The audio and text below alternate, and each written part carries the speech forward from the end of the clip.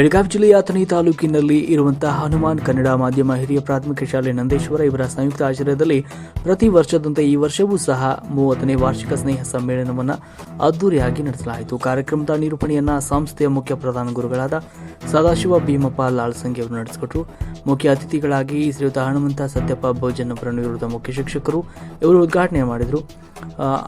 ಆಚಾರಕ್ಕೆ ಅರಸನಾಗೂ ನೀತಿಗೆ ಪ್ರಭು ಹಾಗೂ ಮಾತಿನಲ್ಲಿ ಚೂಡಾಮಣಿ ಹಾಗೂ ಜಗತ್ತಿನ ಜ್ಯೋತಿ ಆಗಬೇಕಾದ್ರೆ ಮನೆಯಲ್ಲಿ ಜಾತಿ ಇರಬೇಕು, ಹೊರಗಡೆ ಪ್ರೀತಿ ಇರಬೇಕು, ಸಮಾಜದಲ್ಲಿ ನೀತಿ ಇರಬೇಕು, ಬದುಕಿನಲ್ಲಿ ರೀತಿ ಇರಬೇಕು, ದೇಶದ ಮೇಲೆ ಪ್ರೀತಿ ಇರಬೇಕು. ಆವಾಗ ಮಾತ್ರ ಇಷ್ಟಪಡುವಂಥ ವ್ಯಕ್ತಿ ಆಗಬೇಕು. ಹಿರಿಯರ ಮುಂದೆ ಹತಿಯಾಗಿರಬೇಕು, ಬಂಧುಗಳ ಮುಂದೆ ಬತ್ತಿಯಾಗಿರಬೇಕು, ಹೆತ್ತ ತಾಯಿ ಮುಂದೆ ನೆತ್ತಿಯಾಗಿರಬೇಕು. ಆವಾಗ ನಮ್ಮ ಸಮಾಜ ಗೌರವಿಸುತ್ತಿರಬೇಕು ಅಂತ ಹೇಳಿದರು. ಶಾಲೆಯ ವರದಿಯನ್ನು ಸಹ ಶಿಕ್ಷಕರಾದ ಮಹೇಂದ್ರ ಮಿಟ್ಟ ಕೋಡ್ ಅವರು ತಿಳಿಸಿದರು.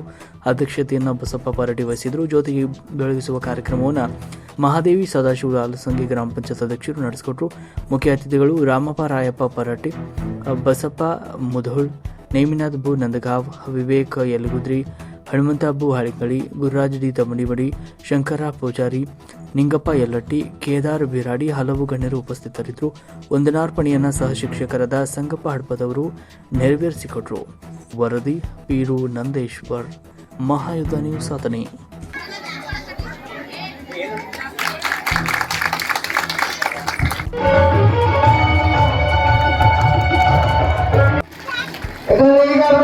ನಮ್ಮ ಶಾಲೆಯಲ್ಲಿ ಕಲಿತಂತ ಮಕ್ಕಳು ಹಲವಾರು ಮಕ್ಕಳು ನೌಕರಿಯಲ್ಲಿದ್ದಾರೆ.